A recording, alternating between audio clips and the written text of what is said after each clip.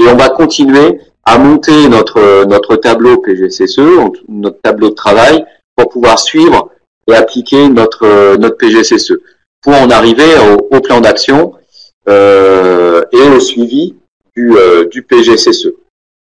Alors, notre plan d'action, concrètement, c'est l'identification de ce qui va nous manquer en mesure de maîtrise. Donc, on atteint le module 5 de l'OMS, on reste dans la phase 3 du CCTP. Donc, nous avions réévalué le risque en ayant donc une évaluation du risque résiduel. Donc, forcément, si on est rouge, c'est qu'il n'y a pas du tout de mesure de maîtrise. Donc, il va falloir chercher les solutions qui nous permettent de maîtriser ce risque. Si on est orange, il va falloir améliorer. Donc, là aussi, on va chercher des mesures de maîtrise à compléter ce qui est déjà présent. Si on est vert, comme on le disait tout à l'heure, il n'y a rien à rajouter. Donc, on va rester sur les mesures de maîtrise qui nous semblent pour l'instant efficaces. Donc, le but, c'est de trouver toutes les solutions qui vont réduire l'apparition du risque. Je dis bien réduire, puisque c'est difficile de dire éliminer le risque. Difficile d'être un risque zéro au niveau de notre installation, sauf si on était en train de discuter, par exemple, du risque CVM et que nous avons supprimé toutes les conduites de PVC. Donc là, bien sûr, on aurait pu complètement éliminer notre risque. Mais on est sur un cas extrêmement particulier. La majorité des autres mesures de maîtrise nous permettront pas d'avoir un risque qui soit complètement éliminé, mais de le réduire. Sauf que cette mesure de maîtrise, c'est bien sûr intéressant de trouver ce qu'il faut mettre au niveau de l'action, mais il faut aussi la surveiller. Donc, lorsqu'on raisonne sur mesure de maîtrise, ça sera toujours associé sur le suivi ou la surveillance de ces mesures de maîtrise. Donc, on va toujours se poser les questions sur ce qu'il faut mettre en œuvre en termes de suivi, qui va le faire, quel mode opératoire, bien sûr, que l'on va utiliser et où, avec quel matériel, et où on va réaliser aussi ce suivi. Donc là, vous comprenez qu'en associant les deux, donc la solution que je vais mettre en œuvre pour réduire le risque et puis le suivi de cette mesure, je suis dans mon action. Donc c'est ce qui va définir effectivement mon plan d'action. Donc dans la continuité du tableau que l'on avait commencé à construire tout à l'heure. Donc c'est intéressant bien sûr de définir ces mesures de maîtrise, mais il va falloir être plus concret, c'est-à-dire de pouvoir associer un coût qui est associé à cette mesure de maîtrise, ce qui nous permettra, lorsqu'on va vraiment retirer ce plan d'action du tableau sur lequel on travaille, de pouvoir donner tous les éléments au maître d'ouvrage pour choisir bien sûr les actions et donc les investissements qui seront réalisés. Donc nous sommes toujours dans le module 5, alors, plan d'action, mais également dans le module 6, suivi des mesures de maîtrise. Vous voyez que c'est un tout, ça se fait en même temps. On ne va pas non plus le compartimenter. La réflexion, elle est sur le même niveau. Mais on va se mettre aussi dans les conditions où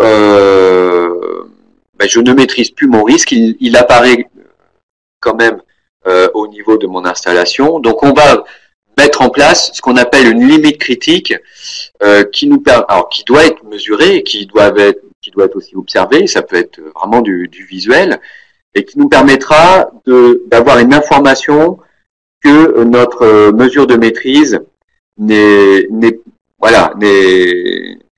permet plus de réduire notre risque.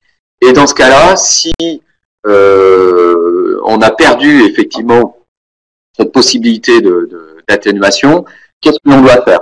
Donc, quelles sont les actions de correction? Donc là, on n'est plus du tout dans le préventif, qui est quand même la base que vous aviez vue avec le premier webinaire. Là, on est sur vraiment du curatif, c'est-à-dire que c'est quand même arrivé, et qu'est-ce que je mets en place derrière? Alors concrètement, vous voyez qu'on pourrait avoir un tableau qui ressemble à ça, c'est-à-dire que si on continue notre tableau, là au niveau de la construction qu'on avait tout à l'heure, ça serait de définir donc une colonne avec les mesures de maîtrise à mettre en place et solutions qui vont réduire donc cette disparition. Donc on l'a dit, le suivi de cette mesure de maîtrise, le coût qui est associé. Alors ne pas oublier de bien différencier et prendre en compte l'investissement et le fonctionnement. Le délai d'application, est-ce que c'est des choses qui vont être simples à mettre en œuvre, qu'on peut mettre voilà, tout de suite en œuvre sans délai, ou alors on est sur une planification peut-être sur 7 années ou peut-être dans plusieurs années. Et puis derrière, la limite critique. Comme je vous le disais, donc là on sait qu'à cette valeur-là, voilà, le risque n'est plus maîtrisé et donc on peut avoir bien sûr de gros problèmes et donc qu'est-ce que l'on doit faire, quelles sont les procédures, quelles sont les actions que l'on doit réaliser. Donc voilà un petit exemple. Donc on reste sur le chlore de tout à l'heure. Donc on demande là de mettre en place effectivement une maintenance des pompes doseuses, de mettre en place aussi un suivi en continu de notre chlore.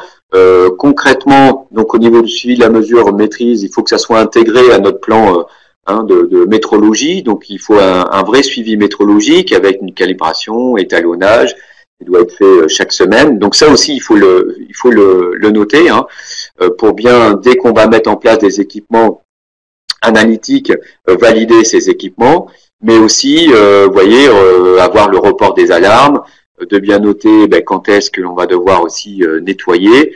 Voilà, ce sont des exemples au niveau du suivi. Là, il manquerait de dire qui fait quoi. C'est un tel qui va devoir réaliser effectivement cette action. Donc la limite critique ici, vous voyez, c'est d'avoir pas suffisamment de chlore libre, donc 0,2 mg par litre de chlore, ou une analyse bactério qui soit non conforme, que ça soit lié à la surveillance d'autocontrôle ou le contrôle réglementaire.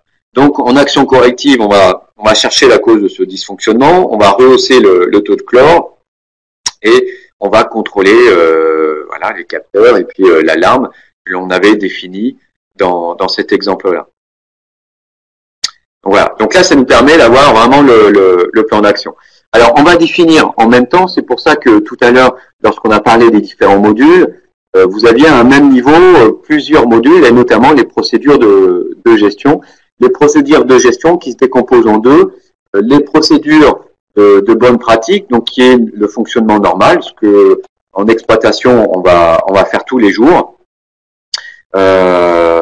Donc voilà, on parlait des inspections tout à l'heure, la procédure de désinfection par exemple. On parlait de l'inspection de terrain, voilà, notre procédure d'inspection, qu'est-ce que l'on a mis dans notre procédure. C'est aussi les outils de sensibilisation des usagers, donc au niveau comportemental, donc les plaquettes d'information, les réunions, le journal local, aussi à travers la facture pour faire passer des informations.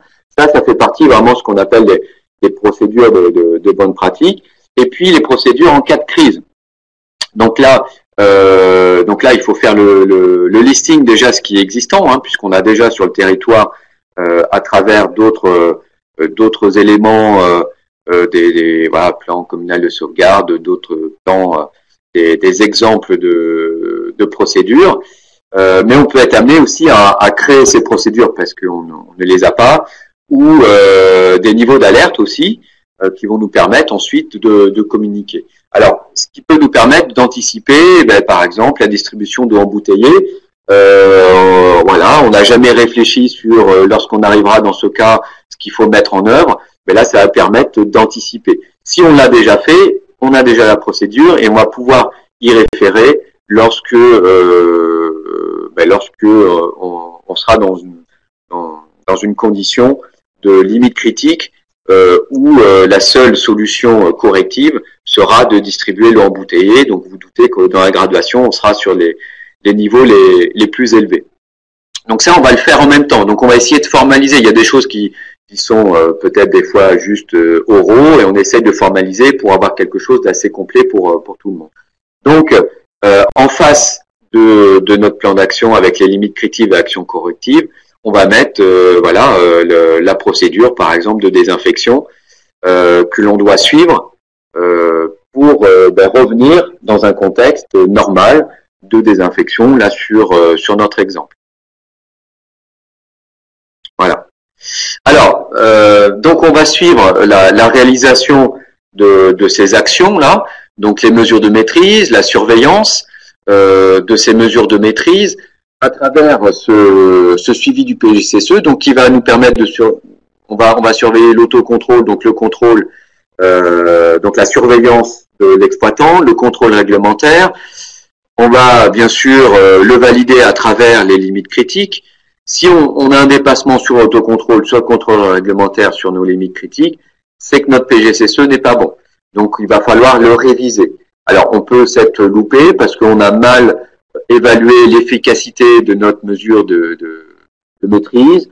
On a été trop optimiste au niveau de cette évaluation, ou on n'avait pas assez d'informations. Et donc on est passé complètement à côté. Alors, ce qui peut nous permettre aussi d'avoir une information sur la validation et le suivi de PGCSE, c'est de faire régulièrement des réévaluations, voire des audits. Alors, on n'est pas du tout sur un système d'audit externe formalisé en France pour l'instant, pas du tout. Hein.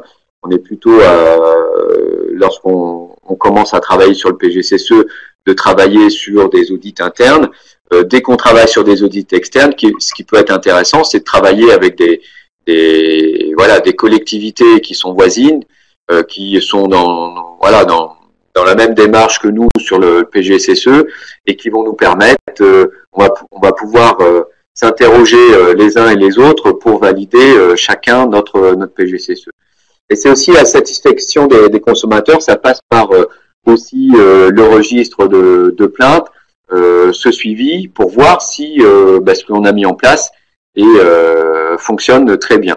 Alors sur notre suivi, nous on va compléter, donc on va pouvoir valider dans la colonne réalisation des actions ce qui a été fait ou dire que c'est en cours. Si on a quelque chose qui est apparu, de pouvoir l'informer au niveau d'une rubrique de commentaires et puis mettre en face bien sûr si ça nous modifie le PGCSE ou non. Ce qui nous permet de se mettre en aval de ce qu'on vient de voir et de compléter en fait notre tableau. Donc voilà, si je réunis en fait les différentes phases, donc on pourrait avoir un tableau dans ce genre-là. Alors je vous entends pas, même si je pense que vous le dites derrière votre ordinateur. C'est un tableau qui est extrêmement long. Qu'on va dire large par rapport au nombre de colonnes. Donc c'est vrai que c'est surtout un tableau de travail pour la mise en œuvre de notre PGCSE, mais qui nous permet de partir de A avec la localisation, la définition de notre événement, pour aller jusqu'au suivi. Est-ce que j'ai mis en place les actions que j'avais définies et est-ce que ça modifie effectivement mon PGCSE. Donc là c'est un exemple avec sur le réseau public avec la stagnation de l'eau où là on a tous les paramètres qui vont être concernés. Donc ça veut dire on prend le paramètre le plus problématique pour nous. Donc c'est pour ça qu'on a une note très élevée à 16. Donc là plusieurs fois dans l'année, donc on était noté à 3. Donc on a un risque fort avec un risque initial à 48. On a quelques mesures en chlore en autocontrôle dans l'année. Bon, comme si c'était suffisant pour pouvoir maîtriser ce genre de risque-là, c'est évalué comme si on n'avait pas vraiment grand-chose en termes de suivi. Donc, surveillance des antennes à risque et suivi du chlore. On réalise un suivi régulier du chlore, donc plusieurs fois par semaine. On consigne dans le carnet sanitaire. On étalonne l'analyseur de chlore de terrain. On interprète les analyses ARS. C'est tout notre suivi aussi de la mesure de maîtrise. Donc, on retrouve une des limites critiques que l'on avait, c'était sur le chlore, et puis le dépassement là au niveau de la non-conformité ARS, mais c'est aussi la plainte des usagers, donc des valeurs aussi hautes sur le chlore combiné, pour voir qu'on avait une pollution entrante sur notre réseau. Et puis, donc, on va nous dire, en premier, si on a eu ce dépassement-là, malgré toutes les mesures de maîtrise, qu'on a quand même dépassé notre limite critique, on l'a dépassé dans un cas où on n'avait peut-être pas encore pu mettre en place les mesures de maîtrise qu'on avait définies dans le plan d'action, ou que ces mesures de maîtrise ne nous ont pas paru en fait suffisamment efficaces et donc à amener ce dépassement de la limite critique.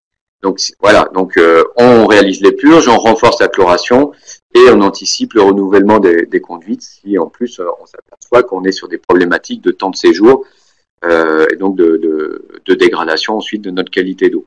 Et on fait référence donc à nos procédures donc de purge, de désinfection. Là, on est peut-être en cours dans cet exemple de mettre en place bien sûr cette surveillance. Voilà, là, on sera un petit peu plus précis. Il faudra être un petit peu plus précis derrière. Alors, dans tout ce tableau, si on veut formaliser ensuite notre plan d'action, eh bien, on peut retirer juste la partie plan d'action et puis en faire voilà un document qui est spécifique sur ce que je vais devoir mettre en place sur mon entité, à la différence qu'à partir du moment où je vais l'enlever de ce tableau, je vais pouvoir aussi mettre en commun les mêmes actions. Si je vois bien sûr des répétitions au niveau des mesures de maîtrise et sur le suivi de la mesure de maîtrise, je vais pouvoir associer pour pas que ça se répète 10, 15, 20 fois, pour avoir un tableau qui soit un peu moins long, un petit peu plus synthétique dans ce que je peux faire au niveau de la restitution de mon PGCSE par rapport à ce plan d'action. Ça reste bien sûr le cœur de notre PGCSE, bien sûr, ici. Alors, par rapport à ces sujets, j'ai vu qu'il y avait une main levée tout à l'heure, mais je n'ai pas voulu interrompre l'explication. Donc vous pouvez donc poser vos questions sur le plan d'action ou sur le suivi du PGCSE. Alors, je vois une question qui va être posée sur le suivi du PGCSE. Alors, existe-t-il des logiciels de suivi des PGCSE? Non. Non. C'est pour ça que vous avez cette présentation sous forme de tableau Excel qui peut donner une idée de voilà d'une approche qui est complète du PGCSE à travers un outil simple parce que tout le monde va avoir Excel. Après non, il n'y a pas actuellement pas sur le marché de ce genre de choses. On peut avoir des suivis, mais plus après sur des points plus spécifiques, au travers de la GMAO par exemple, mais pas sur le PGCSE. Donc il faut le monter soi-même. Donc c'est pour ça que vous avez cette idée, mais comme je disais qu'il y a un exemple d'application de notre PGCSE, ça permet au moins d'avoir un outil pour ceux qui savent pas dans quel sens partir. Vous retrouverez normalement au niveau du guide AST une partie de ce tableau. On verra si ça va jusqu'au bout, mais au moins la première partie d'analyse des risques, c'est sûr, ce qui vous permettra d'avoir déjà de pouvoir vous lancer avec quelque chose de concret. Alors, la fréquence proposée des audits, elle est pas forcément très claire actuellement. On va dire ce qui ressort, c'est des retours plutôt de l'OMS. Et l'OMS a tendance à dire à peu près 1 an. C'est-à-dire à partir du moment où le PGCSE est complet. Donc pour faire vivre ce PGCSE, ça serait au moins 1 dans l'année. Sachant que vous vous doutez bien, dès qu'il y a une mesure de maîtrise qui a été mise en place, on va pouvoir réévaluer son PGCSE tout de suite. On ne va pas attendre 1 an que tout ait été fait et récapituler ce qui a été concrètement réalisé sur le terrain. On va plutôt le mettre à jour dès qu'on sait que l'action X ou Y a été réalisée. Alors, guide AST, au niveau de la date, on devrait être plutôt, allez, on va dire maintenant, fin premier semestre. Si tout va bien, on devrait être à peu près sur cette date-là. On a un petit peu de retard, faut nous en excuser.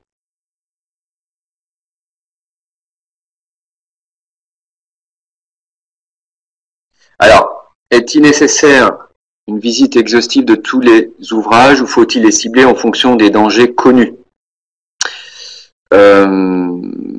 L'idée, c'est vraiment d'avoir vraiment un état zéro, hein, donc de pouvoir effectivement tout suivre. Alors si on a déjà fait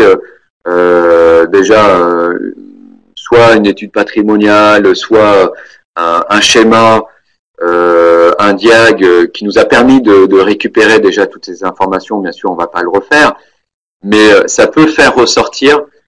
Le but c'est que lorsqu'on est exploitant, de temps en temps on a c'est normal, c'est comme tout le monde, on a nos habitudes, on sait quels sont. Alors, on pense savoir quels sont les points critiques, quoi. Normalement, on les a déjà un petit peu estimés, mais c'est toujours intéressant de repartir de zéro parce qu'on s'aperçoit qu'on passe à côté de certaines choses parce qu'on s'était pas posé la question, tout simplement. Et ça va servir à ça. Donc, la visite de toutes les installations est effectivement nécessaire pour pouvoir réaliser notre PGCSE.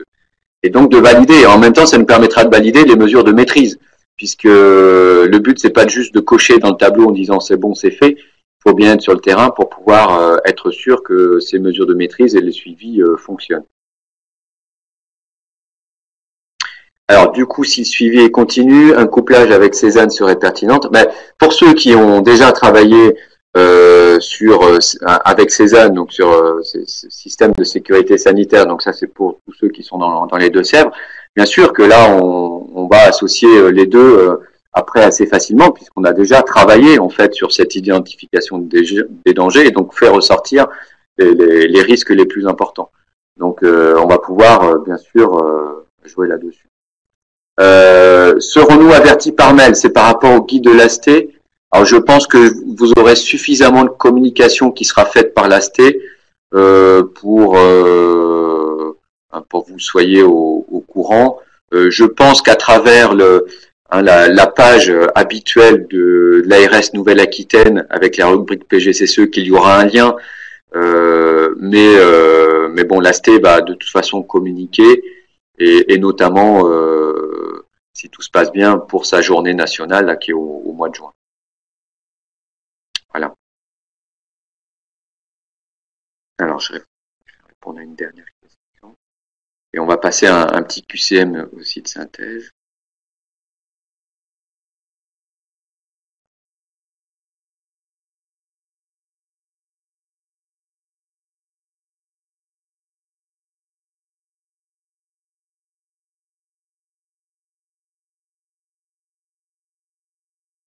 Alors, je prends M. Quérault qui est en train d'écrire. L'étude de danger ne doit-elle pas être réalisée en externe et non en interne? Non, il n'y a pas du tout d'obligation. Bien sûr que ça peut être intéressant d'avoir quelqu'un externe, comme on commençait à le dire là sur les visites, ce qui permet de pas avoir ses habitudes, ses réflexes.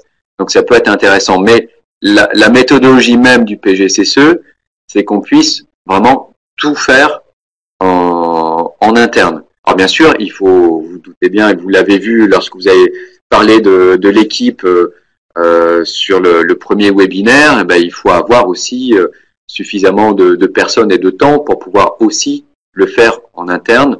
Or, c'est quelque chose, bien sûr, qui va prendre du temps hein, sur cette phase. Alors, la phase de récupération des données et ensuite cette phase d'étude de danger. Mais avec les outils que vous allez avoir, que ça soit à travers le guide AST, le tableau avec le listing qui se veut le plus exhaustif possible de ces dangers, avec voilà la petite méthode que l'on vient de voir ensemble avec l'application, avec ce tableau.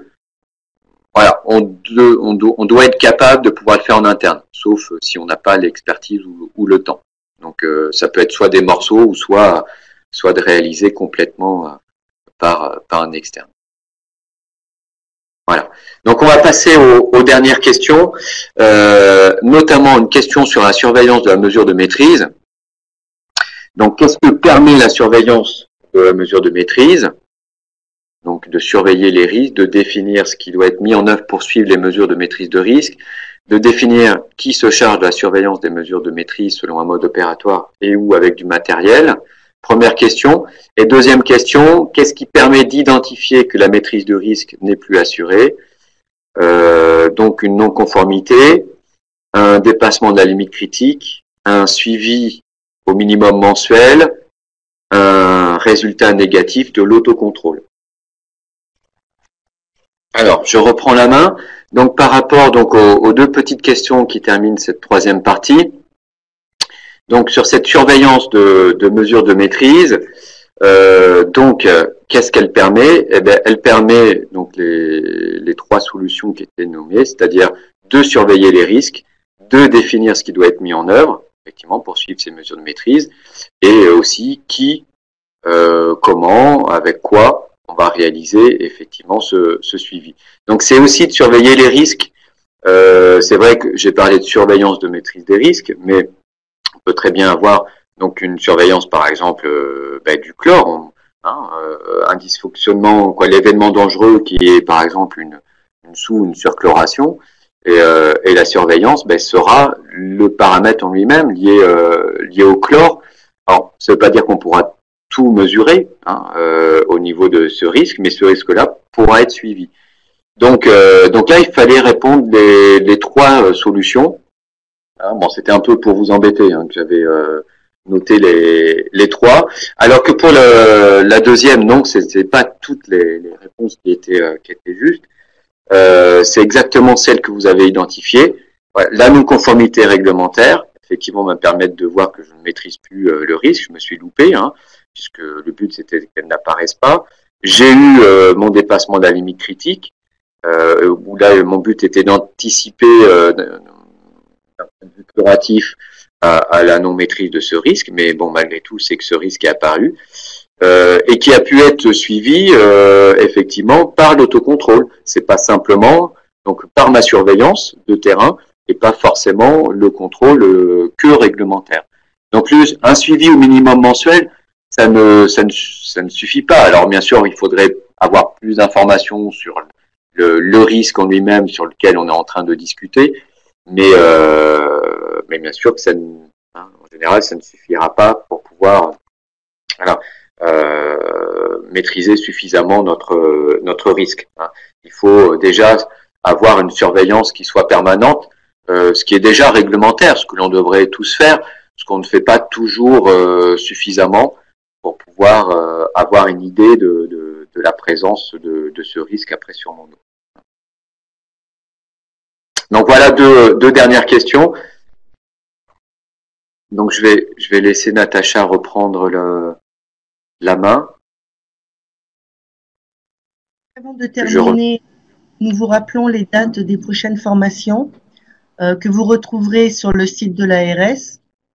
Donc pour vous inscrire à ces formations, nous avons mis des départements, mais en fait vous choisissez celui que vous voulez en fonction soit de la proximité, soit des dates.